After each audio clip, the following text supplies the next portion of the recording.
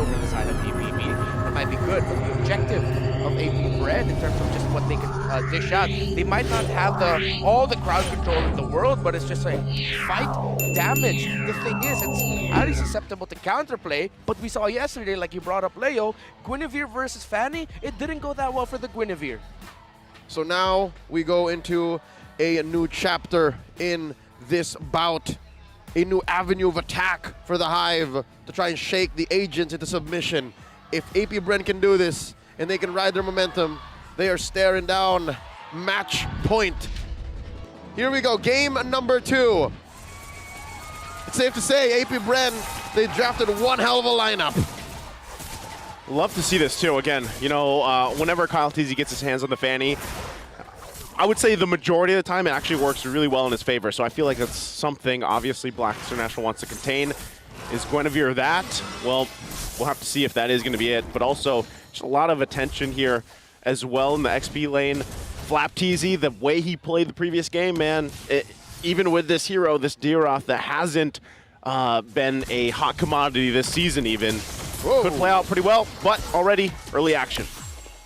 Little Wanderer will go to the side of Apbr, and yeah, we have to look again very closely at the matchup between Few and Edward and their impact across the map here. There they go. The onward goes through. Now in the mid lane, Yue in trouble.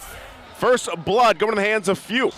Apbr going fast and furious here. Already 500 gold ahead. That's the turtle, about half a minute away from spawning. Let's look at the emblems here. Anything out of the ordinary? Is this the same build that Irad had on his Guinevere? Looking at the Gwyn, yeah. Except the attack speed was a bit unique. I remember Irad had something else, but all the other emblems still the same. And let's just see if they can, again, match the speed that Apbr are playing at, the Faramist that they're up against. And I want to see what the build here of Kyle Teasy will be. Yesterday, he went for Fury Hammer, rushing the Malefic Roar. Let's see if that's going to be the same thing around here. If ever we see Kyle Teasy Snowball, that might be the case. All right, something to note while we're looking at turtle control rate here. Kyle Teasy favored in this matchup. That Barat's last game, very little he can do with the instincts that he has, right? Sensui wasn't a very mechanically demanding hero, but that's his MO. He's the utility jungler. Here, is he armed for that? Is the Guinevere going to give him that advantage?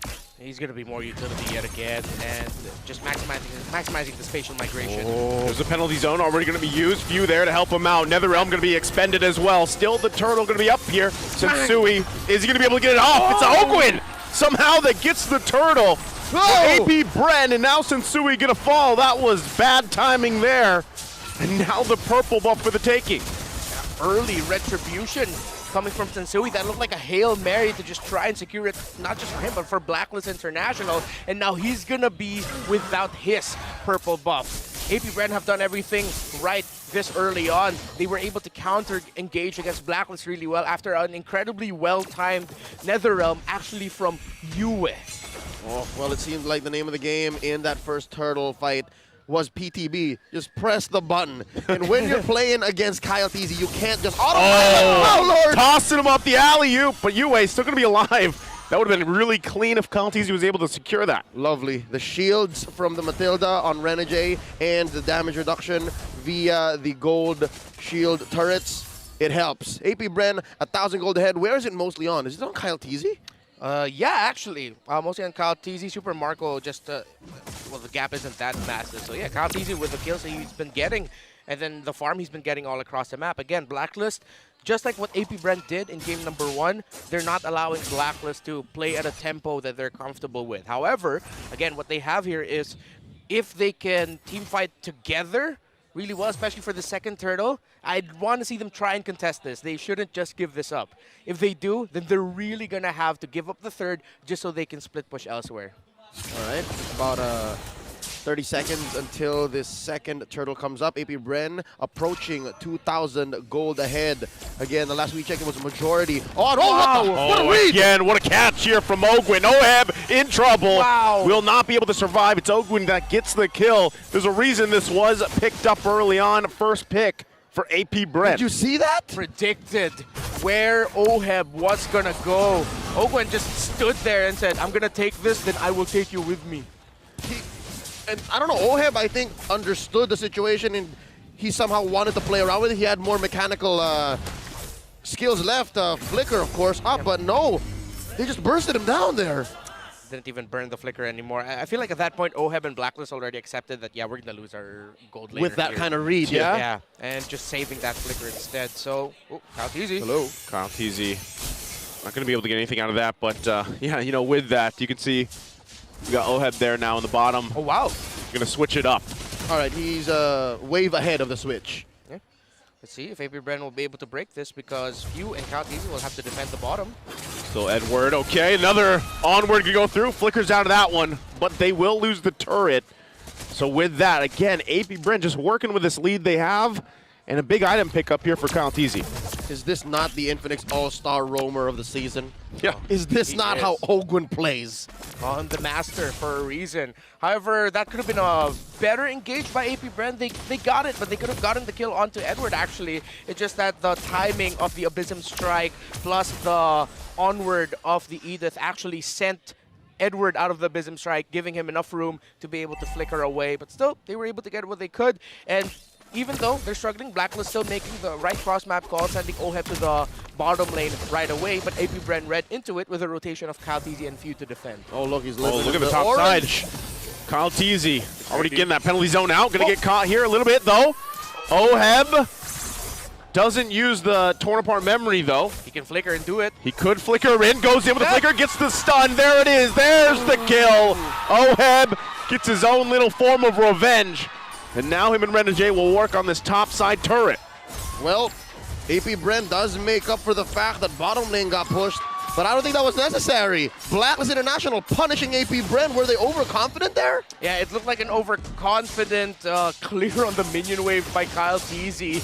It's as if he also didn't even think about, oh, he's not gonna go for this flicker here. He wouldn't. He wouldn't, but then look what happened. He did, and Blacklist International were able to gain something. However, with the flicker from the Brody gone, that reduces the chances of Blacklist actually contesting this turtle. As you see, they do not. Apbr still gets it. So it was like a long-term investment, but still at the same time, you didn't really need to make it. Uh-oh.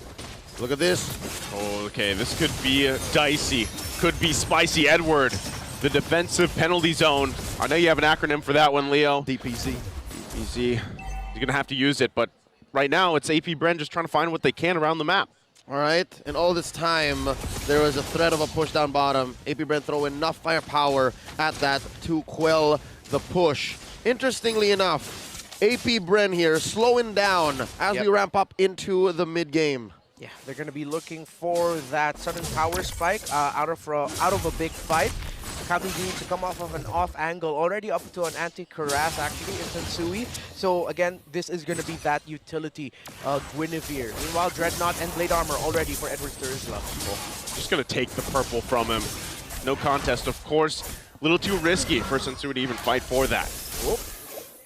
Playing footsies with Edward here. Badia Smith forcing out another DPZ. Okay, he does. Yeah, he's happy with that. Again, you can see quite the lead he has, but Oheb able to put some pressure up there. Few gonna keep him from going back. Here comes the rest of the team, though. Apbr on the hunt. Ogwin waiting for his own onward. Gets the knock up of the Earth Shatter. There's the Nether Realm from both sides. Still gonna be fighting for it. Kyle Teasy on the backside. Still looking for more. Oheb still alive. For Blacklist International, how did no one die? It was Flap that went down. Killer Kiel, the instincts of this young man, whether on the defense or the offense, he knows exactly where he needs to be and what he can do to get one for Black. This is what we talked about, the control abilities that Blacklist International has over Apbr. Then at the same time, if they fight together as five, the chances are good, and they did that really well to save Oheb and to even get a kill onto Apbr. Now, interesting interaction as well. The reason Flap, Teasy, and Hogan were able to catch him was, well, Flap got to lock in his skill onto the Brody, so even though he was guiding winded by the Matilda, the Deeroth was locked in. Almost got burst combo, but Oheb was able to also flicker out in time. But you know what? It wasn't just Flapteasy that flew. Even the Edith. So it's the onward that locked in that also led to both of them going in. Yeah, now you can see this all resulting into this fight. Still going to be going. Penalty zone through. Oheb's going to fall, though. Kyle Teasy still going to be looking for more. 2 down for Blacklist International. Edward and Renegade here trying to stay alive. The body Smith there, but it's not going to be enough. It's a precise kill from Super Marco. And working on another. Renegade falls. 4 down for Blacklist International, and Kyle Teasy still hungry. The engagement range on this lineup from Apbr through the roof. They're throwing rounds all the way from Jakarta to Manila. Amazing. Apbr converts straight into a Lord here. 4,000 gold ahead. Like that sequence up top didn't even happen. Super Marco with that precise kill, and that was the perfect cherry on top of a counter engage. That was one of the more beautiful combinations that we've seen from a Matilda and a Guinevere, Renegade and Sensui. That was flashy. It was chef's kiss, but Apbr, because of the dives of Blacklist International, didn't have enough to protect Oheb. Kyle Teasy was on that Brody really quickly, and without their marksman, Apbr were able to turn things around because they protected their marksman while Blacklist could not. Gotta commend as well the communication between Apbr. Could have sworn Marco was gonna get popped. How often you see a gold laner, a soft, squishy marksman in the thick of things like that, survive and still stay to get a precise kill. It's been a while. Ooh, Right? 50% right away. And with that, I mean, even the previous exchange, right? He just picked up the Wind of Nature. So he just now has that. So again, Apbr finds himself in a comfortable lead. Yes, the Lord come down the bottom side. Black International doesn't have to answer it, but they're losing these turrets as well. Here we go. Bottom lane, Lord. Mid lane, Apbr. Top lane, Big Wave. And the rest of the squad. Blacklist on the back foot once more. Ogwin goes in with a conceal, tosses him over to his head. The shield's going to go through. Edward with a penalty zone. Will go down, though. Super Marco gets the kill. So they're going to be happy with that. Lord has been worked on. Blacklist International holds on to the base turrets. I mean, successful defense, and if you gotta put a body right in front of Apbr to get there, I'd say it's worth it here. Just under 12 minutes in, 8K ahead. The penetration build onto this Beatrix.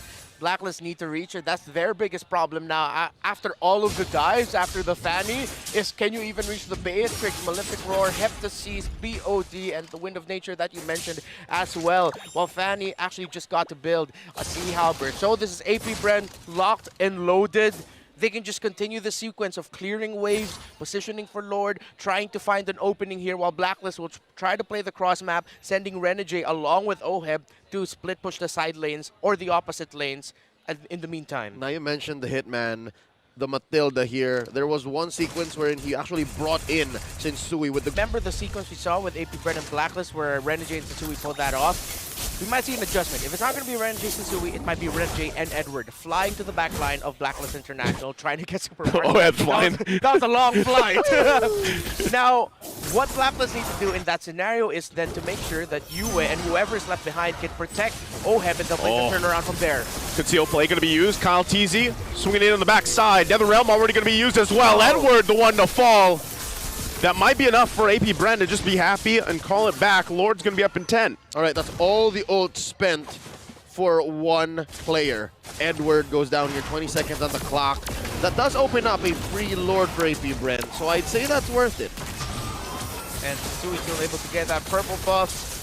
Very worth it. And now, let's see if Blacklist International will be able to weather the next oncoming storm with this push. A massive lead. The Fanny pickup. Every time Kyle Teasy just shows himself at the right time in the back line to make Blacklist hesitate. You gotta think twice. Again, they did this against RSG last night, wherein a Baksha, a Hilda, and a Fanny were roaming roughshod, wanton chaos across the map. Now, it's just Kyle Teasy, and it's doing the same thing. Yeah, they're not going to give him this orange buff. They're going to go ahead and wait for this Lord to march up top side. So now it's up to Blacklist International. 10K down. Can we defend against this, right? Do we have the tools where we need to be? What also does Yue do, right? For the most part, he's been taking the Netherrealm, trying to extend some of these team fights as well, but right now the firepower is the big question. This could be it, gentlemen. There's a wave in mid, Lord up top. This is a fight waiting to break out. Gonna go for it on the defense. Flap Teasy still has the immortality, should be fine. Torn apart memory, not enough though. Holds on to his life and the immortality. Lord gets the top turret. It's going to be worked on, and the mid turret goes down. But Blacklist International holds on for a little longer. Hewitt just built up a Divine Glaive. It feels like it was ages ago when we mentioned him building trying to rush that item, but he opted to go for the Lightning Charge earlier, get a bit more cooldown reduction, and of course with how Apbr are positioning themselves around the Faramis, you want to use the Resonate passive to maximize the damage. Yeah, it's just Apbr total control. We've already laid down what Blacklist International could potentially do. The other scenario is then to just Apbr completely flub an attempt to end the game in a base stage. Oh, I think they're going to push it once again. Onward goes in with the Earth Shatter. Still going to be working for the turret. Nether Realm to answer. Kyle T's going to go on the back side. Still looking for a kill. They're quite healthy for now. Will hold on. Kyle T's showing himself with the cables. But Blacklist International will hold on to a sliver of the turret. Oh, Sensui playing with danger here as he stays alive. Immaculate defense. Blacklist played that very well. Not a single casualty. And they keep their bottom lane inhibitor, albeit with just 1 HP. Despite the massive item disparity, which is evident right now in every skirmish and fight that we're seeing, yeah, Blacklist International, they're keeping it very composed. Again, with all the turnarounds we've seen all throughout MPL Philippines Season 12 and even before that in Season 11, it's not impossible for Blacklist to find a turnaround. It's just very difficult because Apbr aren't giving them a lot of room for errors to capitalize on. Gentlemen, check this out. Can confirm since he's building full tank. Yep. He wants to peel for his team and then get those key CCs in. But also, they have resorted to going double roam. They actually put the Inspire, rather Encourage boots on Edward. So every little bit for those team fights. And at this point, they're just really doing everything to set up OHEB for success. And yeah, the Brody is the main condition now for Blacklist International. While for Apbr, with everything that's going well for them, their lead, they can't miss out on their targeting. They still have to keep that Brody in check and try to respect the marksman of Blacklist. Yep, nothing comes for free. Now the Lord dance. Lapped easy. Going for a slow pull here. But Sensui wants to reset, wants to go put it over the Blacklist side. And they don't know where Marco is. Yeah, and you also see the positioning here of Kyle Tizzy. He's going to be the split threat. Oh, Ogwin. Ogwin already using that conceal. They're going to force Sensui back here. So they might just have to give this one up unless they actually want to fight for it. They know they're down a member as well. They got to defend that bot, but Lord secured for Apbr. All right, so there's that. Again, it's so hard to contest when you're looking down double digits of a gold lead. And yeah, Apbr is going to continue choking out Blacklist, cordoning them off, keeping them inside their base. Starlium Scythe was the item built up just now by Ogwin. Few with the Holy Crystal, Flap Teasy with the Dominance Ice. So the utility that they were able to play with this Deeroth, of course, with him naturally having armor reduction here, physical defense reduction, it just set up Kyle Tizzy and Super Marco with being able to deal more damage. While for Blacklist, let's see if they can hold on here. It's going to be tough. Not impossible, but incredibly difficult. Here we go. Lord marching through mid. Bottom lane going to get cracked open. And just like that, the defense by Black. Yue still looking for an ultimate himself here. Onward, over! Sensui's taken care of real quickly. Edward gonna jump in with his own penalty zone. Still gonna be fighting for it. Kyle Tizzy gets a double. Renegade on the run. It's Yue and OHEB defending. He gets tossed up again into Super Marco's hands. And that'll be it as Apbr gets to match point. This winning moment is brought to you by our official sponsor, FWD Life Insurance.